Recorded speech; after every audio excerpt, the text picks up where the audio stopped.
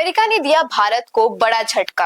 कैसे, आइए जानते हैं। अमेरिका ने भारत के ऊपर 26% का रेसिप्रोकल टैरिफ लगा दिया है, जिसके मुताबिक अब भारत में आने वाले अमेरिका से इंपोर्टेड सामानों के ऊपर 26% का टैरिफ लगेगा। लेकिन आपके दिमाग में भी ये ख्याल आ रहा होगा कि अमेरिका और भारत के रिश्ते तो काफी अच्छे थे, यहाँ तक कि अमेरिका के राष्ट्रपति डोनाल्ड ट्रंप और भारत के प्रधानमंत्री नरेंद्र मोदी के आपसी संबंध भी काफी अच्छे थे। दोनों एक दूसरे को अपना गहरा मित्र बताते थे। लेकिन उसके बाद ऐसा क्या हुआ कि अमेरिका ने भारत के ऊपर तकरीबन 26% का टैरिफ लगा दिया है। ये समझने के लिए आपको पहले जानना होगा कि आखिर टैरिफ होता क्या है। सिंपल सी भाषा में समझाऊं तो टैरिफ किसी देश से आने वाली आयात की जाने वाली वस्तुएं यानी कि इंपोर्टेड सामान के ऊपर लगाए जाने वाला कर है, यानी कि टैक्स है, जिसे हम यहाँ पे टैरिफ के शब्द से समझा रहे हैं। टैरिफ तब लगता है जब कोई बाहर की देश से हमारे देश में कोई सामान आ रहा है जो इंपोर्टेड कहलाता है, और उस सामान के ऊपर टैक्स का भुगतान कौन करता है? तो इंपोर्ट करने वाली कंपनी अपनी सरकार को वो टैक्स देती है जो टैक्स वहां पे लगाया जा रहा है।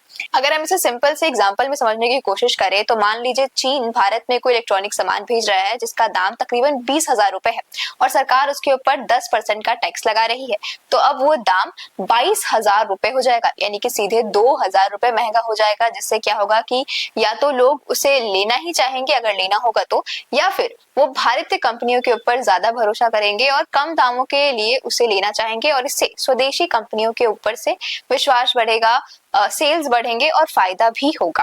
अब अगर हम बात करें कि अमेरिका जो भारत के ऊपर लगा रही है वो है reciprocal tariff. Reciprocal tariff simple सी भाषा में समझाऊं तो अगर आपने हम पर कर लगाया है तो हम आप पर कर लगा रहे हैं। इसका मतलब है कि भारत अमेरिका के ऊपर तकरीबन 52% का टैरिफ लगाता है, जिसके बदले में अब अमेरिका भी भारत के ऊपर 26% का टैरिफ लगा रही है।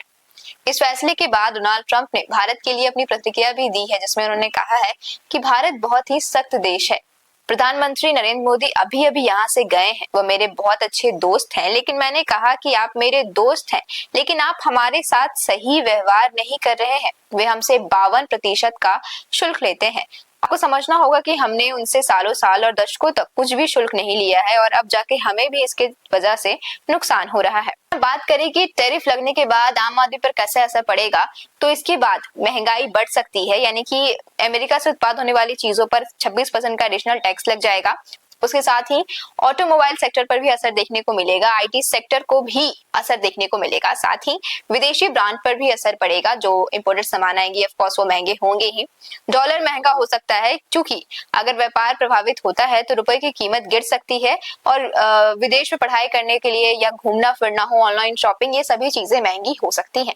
इन सबके बाद अगर फायदे की बात करें तो एक ही चीज समझ में आती है कि चूंकि अब इसके ऊपर तकरीबन 26% का टैक्स लगने वाला है, तो भारतीय अब अपनी स्वदेशी कंपनियों के ऊपर ज्यादा विश्वास करेंगे और यहाँ पे रेट तो उस मुकाबले में कम ही होने वाला है। तो शायद भारतीय कंपनियों को उससे रोजगार मिलेगा, सेल्स बढ़ेंगे, जो कि एक बेहतर उपलक्ष्य हो सकता है। यहाँ पे आपको बता दें कि ये सारे ही नियम 9 अप्रैल से लागू होने वाले हैं, तो अगर आप भी इंपोर्टेड सामान की खरीदारी करते हैं तो 9 अप्रैल से पहले कर लें, इसमें आपको फायदा होगा, वरना उसके बाद आपको 26% तक का रेसिप्रोकल टैक्स भरना पड़ेगा।